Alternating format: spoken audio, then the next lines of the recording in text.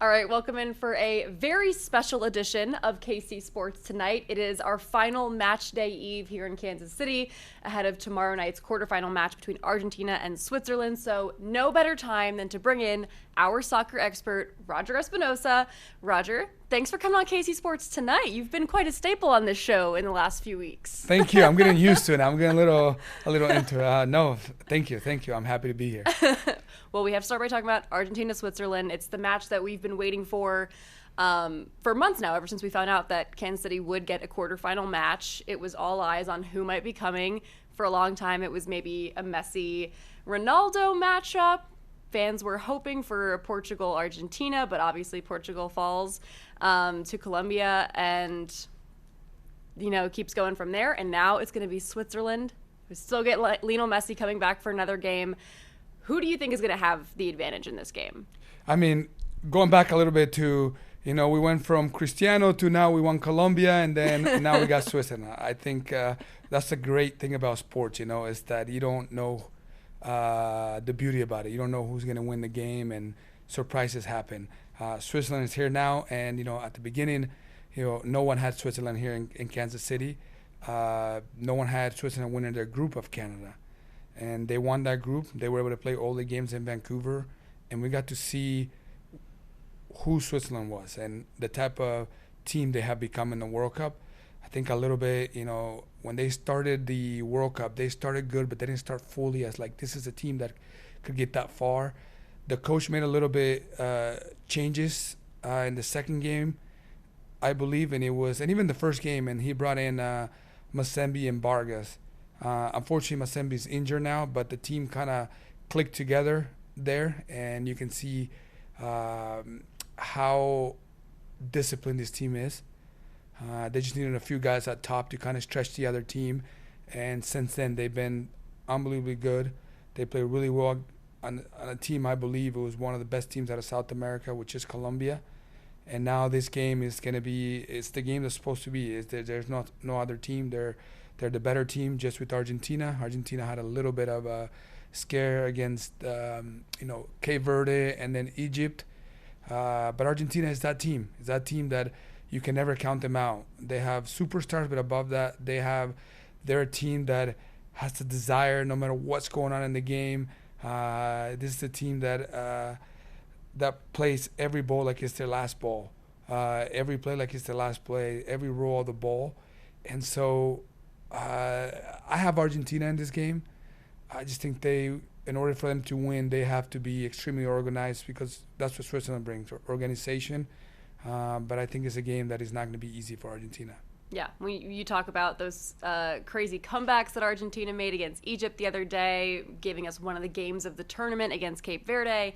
Going back to that game against Egypt, I'm assuming you were watching the game? Yes. What were you thinking going into, the 83rd minute, and it was still 2-0 Egypt? Did you have any doubt that Argentina was going to pull it off?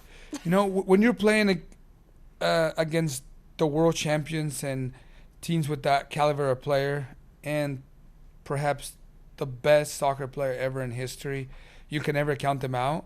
I just didn't know how they were going to do it. And, once the first goal came, and then everybody knew, hey, any given moment, Messi's going to pop out somewhere. And that's exactly what happened.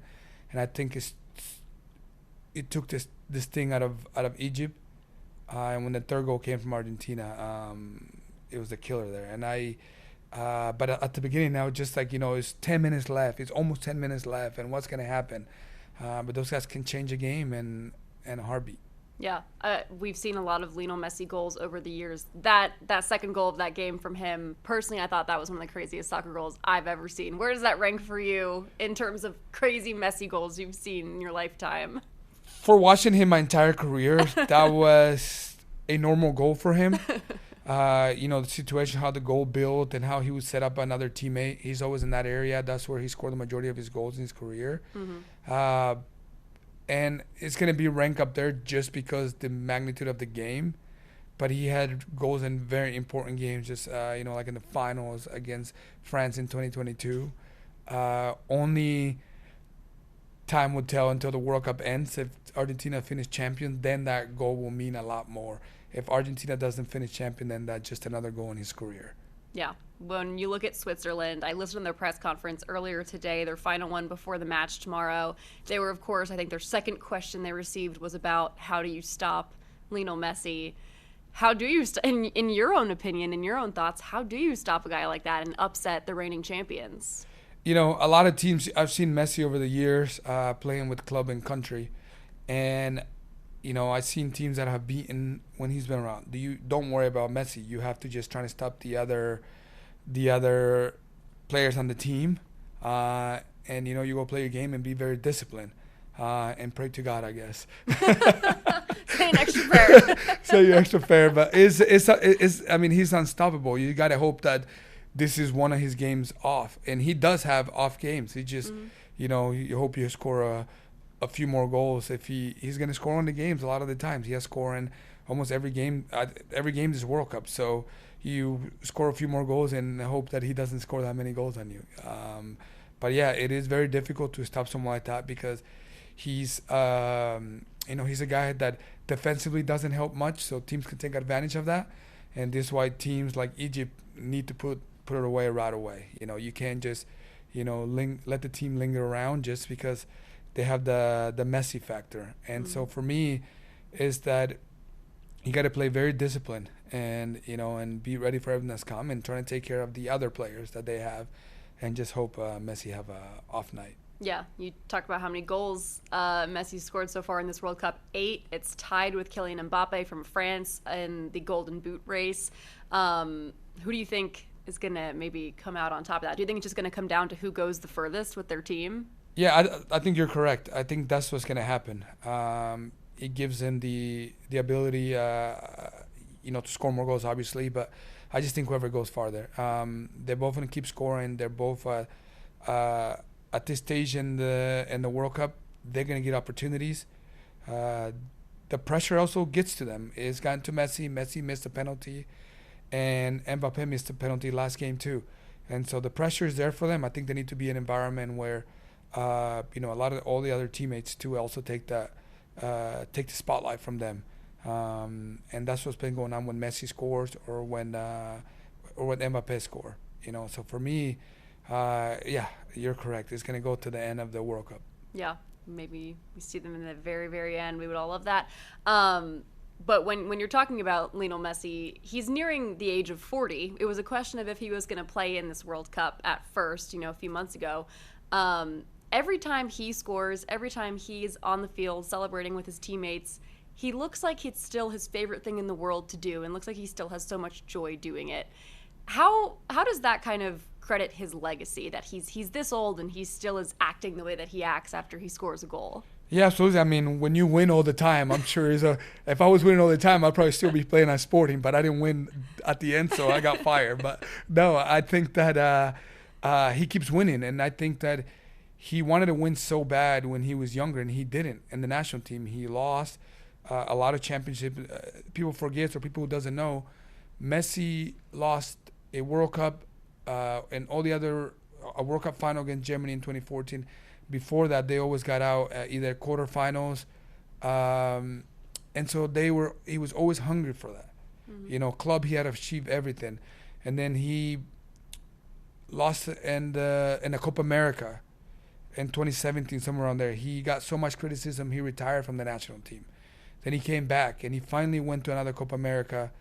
And it's supposed to be in Argentina. It got called off because I don't remember if it's political or something happened in Argentina, so it got moved to Brazil.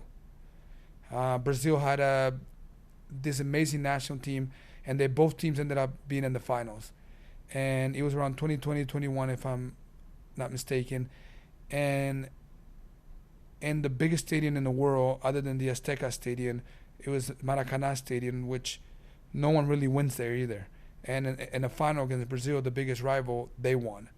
And so it took this huge weight off his shoulder. And then they go to 22 World Cup and they win it. And so now he's winning with his national team. And now he's like, all right, I got to enjoy these last few years. I cannot leave with this generation of players that came and are helping me now, that are young and can run so much more. For me, I can just be that guy who brings experience, bring the link-up play, and score a few goals here and there, and helped him. And now I think he's enjoying it. He knows it's the end. And tomorrow will be the last time we see him in Kansas City. And so for me, I think the drive comes from that. But I think he knows it's near the end. You cannot play forever. And right now he's enjoying it, but I'm pretty sure he feels it on his body. Yeah, another hat trick in Kansas City Stadium would certainly be nice from Messi. So we'll have to wait and see if we get another one from the GOAT tomorrow night, of course. But as for Switzerland, it's a team that we don't know as much about because it wasn't like we talked about earlier in the show. No one really had them making the quarterfinals, especially us here in Kansas City, and now they are. So we don't know much about their style of play, their stars. Can you fill us in? Yeah, so if I name a few, I said earlier, that, Masambi and when Vargas came in, changed the trajectory for Switzerland. A little bit at top, they didn't have no linked up players, no players that can run in behind, guys who are quick. And so teams were always pressuring them. They never had anybody to run them behind to stretch the game. They brought those two guys in. I believe in the second game in the World Cup, they were able to change the team. Masemi got hurt, but Vargas, still this young guy who's finding his way. He scored the winning PK, penalty kick against Colombia. And so he's a young guy that, when the older guys see him running and doing all this stuff, they kind of get inspired by him. And let's not forget their captain, Xhaka, who'd been playing. I believe he just signed with Chelsea at 34, 35 years old. The guy started his career outside his country, and he went to the Premier League, and then he went back to Germany, did really well in Germany, and then went back to England, to Sunderland, and now Chelsea bought him at 34, 35 years old. So they know this guy is the leader. They know that he can take teams to a different level, and that's why Chelsea, being a team with many young guys, their whole culture is about bringing all these great young players that can, they can sell, they can help him win the Premier League. And then now they bring, hey, we have all these young kids here, let's bring in an experienced guy. And so that tells you how much people around the world value Xhaka. And then you have Akanji, who now plays at Inter Milan, won the Champions League with Manchester City. And so you have a guy who's a center back, who's the leader of the back line. You have Xhaka, who's the leader in the middle of the field and also the leader of the team. And now you have this young guy who's pushing the team, who didn't start last game because he had a physical problem, and now probably going to start here. And so you're looking at these two guys where it kind of changes the game a little bit. And so we think it's just a random team coming here. No, and it's full of other superstars on this team too. And they're, above all, super disciplined, has a coach that is, has changed the mentality of this team, who's always, we always know about, Swiss kids are being very educated, very people with many languages. Here in Kansas City, I'm going to mention the coach at Sporting. He's from Switzerland. He played in World Cups too, and he speaks like 4 languages. Speaks Spanish better than me and English better than me. So, there's these people who knows the world very well, and kids, have grown up in great academies in Europe. And it's a team that never made it to a quarterfinals. And if they did, it was decades ago. And now they're in these circumstances now, and the whole country is behind them. So it's going to be very difficult to beat a team, that's coming from, I shouldn't say nothing to this stage, but technically it was a team that no one in the World Cup thought was going to get to this level. And now it's here, and, they're believing in this game because Argentina hasn't done well. And so now they're believing like, hey, Cape Verde and Egypt did it. We have just as good a team as those guys, if not better. And if we're disciplined, we can come and beat Argentina. And so I think they're believing, and now they're here in Kansas City, and I think they're ready for it. Yeah, I feel like as soon as Switzerland won, we all kind of started thinking of like, okay, what's our favorite Swiss thing? Swiss cheese, Swiss chocolate. I like the Swiss Miss hot chocolate. The memes kind of started from there. I know you said Argentina you think has the upper leg in this one. You think they're going to win it. But if Switzerland can upset them, what is it about them that would help them do that? I believe if they go ahead just like, Egypt went ahead, I think their discipline will take them. I'm not talking about like discipline. I'm talking about like from from defense to offense. They're a very disciplined team. They move together very well. They move together as a unit. And I think that will make the game very difficult for Argentina, trying to find these pockets in the game that would, like to break the lines. And that can become a little bit take Argentina out of their game. And so for me, I feel like if they do end up getting ahead in the game, it's going to be very difficult. And then I feel like that's going to give them the upper hand. All right. Well, we haven't talked to you since the end of the U.S. men's national team game. We talked to you plenty before. We all gave our predictions. We all thought that U.S. really had the leg up over Belgium. That was very, very much not the case. They fall 4-1. What are your thoughts on their overall run this World Cup? Absolutely. I've been trying to do my own analysis. I actually watched the game a little bit. It was on repeat the other day. And I watched the game a little bit, and, it was a difficult game. We all knew it was coming, a difficult game. I think that, when you play professional or any level of sports, right, you never want to give the other team a reason to come after you. And I believe in the United States, we gave a reason to Belgium to come after us. One was taking the red card away from Balogun. And then the other one took a distraction from the players, I feel like. All this distraction. I don't want to make excuses. But it could have been that. But at the end of the day, I still stand that this is the best generation of American players. And I want the U.S. to build on that. You can create these great players. And these players either, MLS is going to rise. They're going to create even better athletes, better players.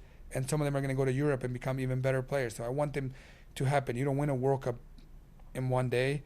If it's not go as England, the last time they won, there were not that many teams in the World Cup. Soccer was not all over the world.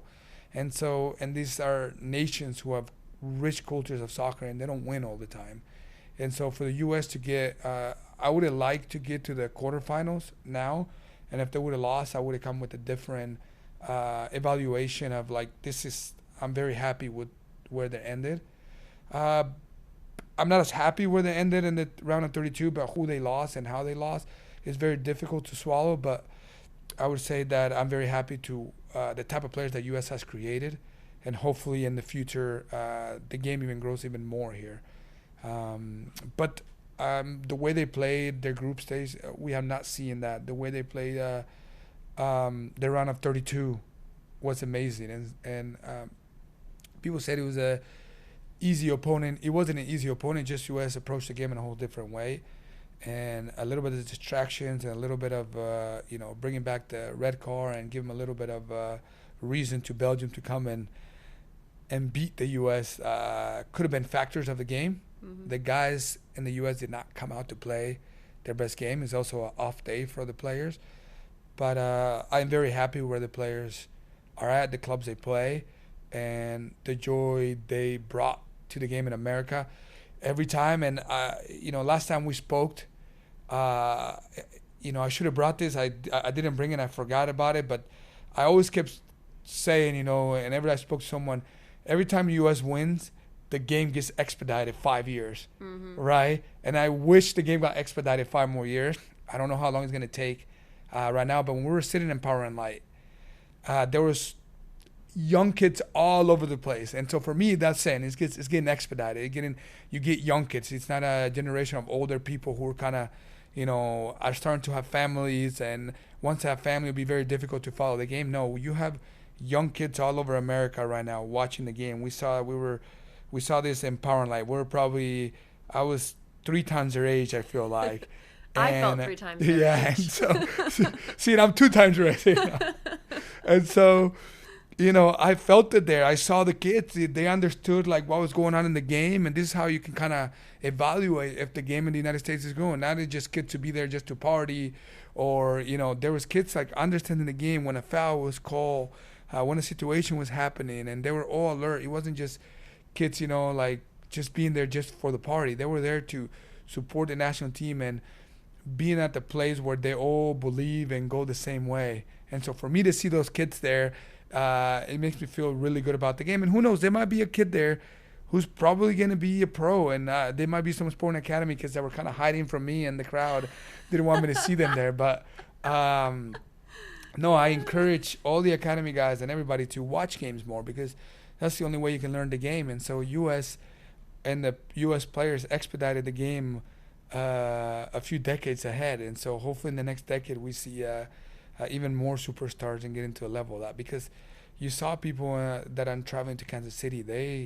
They know that U.S. was a team that was going to make a bit far. Yeah. Coach Espinoza getting kids in trouble at the academy.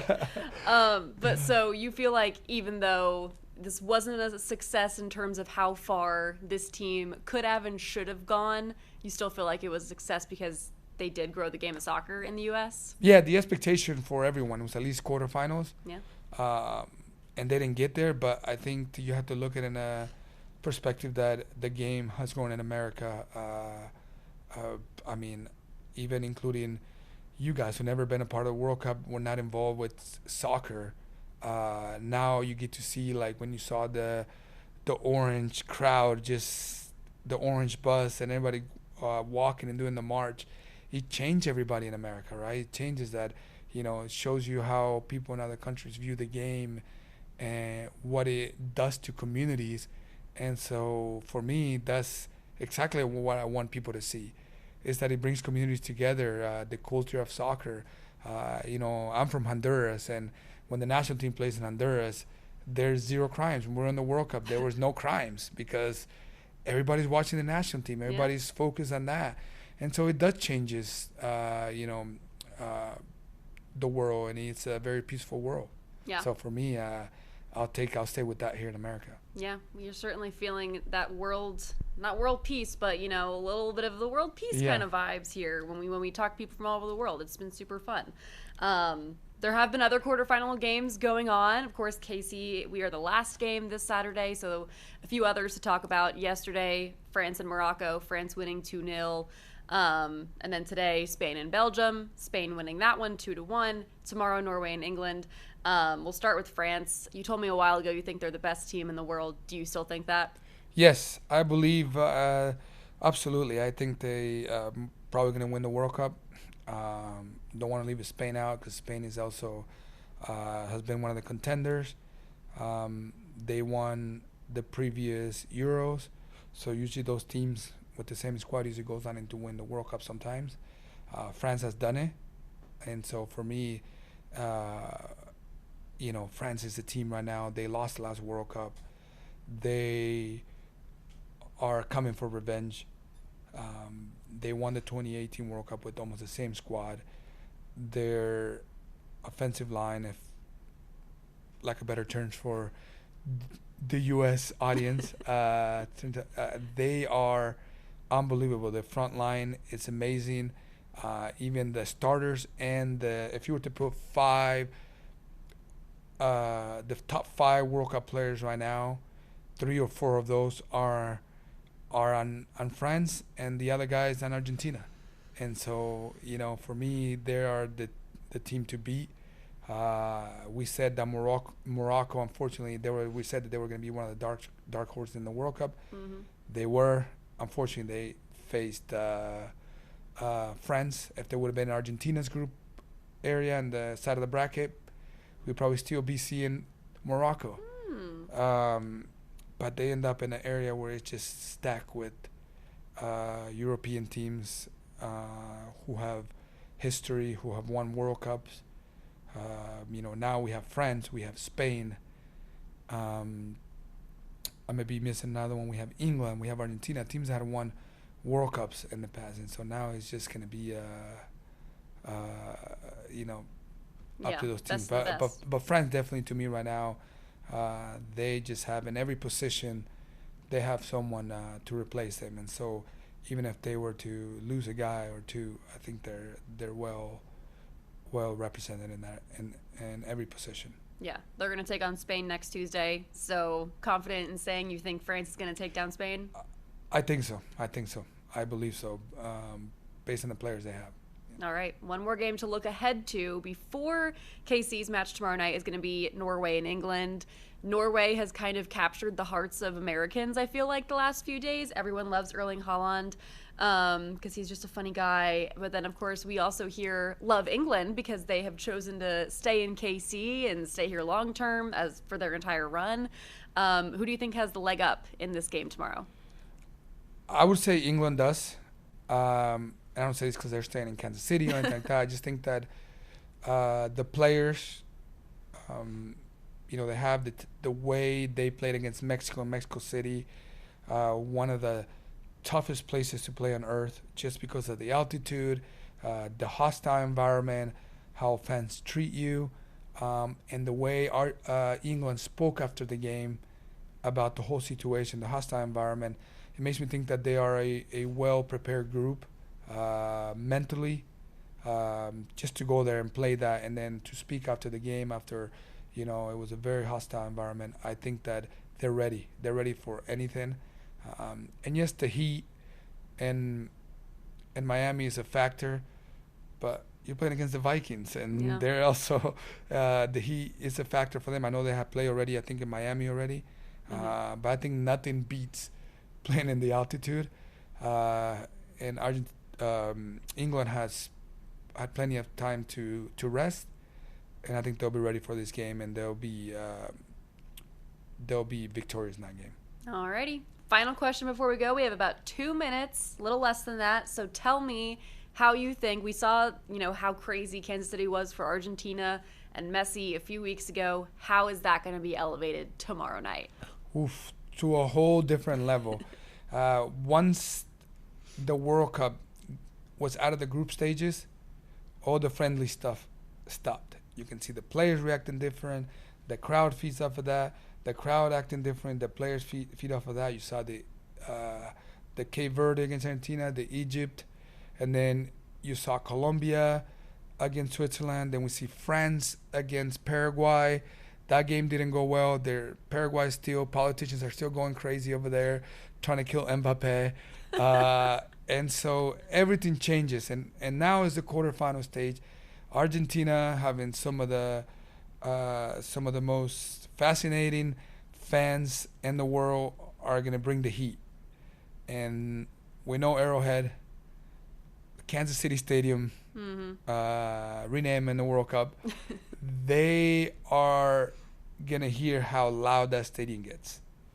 And so the players are going to feed off of that hostile environment for both teams. And for me, that is just going to bring it to a different level, and the game rises because everybody wants to be in the semifinals. The players have gotten a lot better as the World Cup goes. Players get in shape. Players have been together in their hotel rooms, in their training camps, and they start becoming a family, and they'll fight for each other. One of your teammates gets touched. It's like your brother getting touched. A little tackle, little here, and you start fighting, and then benches want to come in, and that's what happens in this type of games. And so for me, that's what the game will bring. All right, we have a lot to look forward to, and we are so excited for tomorrow night. Argentina and Switzerland at 8 p.m. Central Time, and of course Norway and England earlier in the day at 2. Roger, thanks for joining me. A lot to talk about, and you know best more than anyone else. So thanks for joining us here on KC Sports tonight. Have a good one.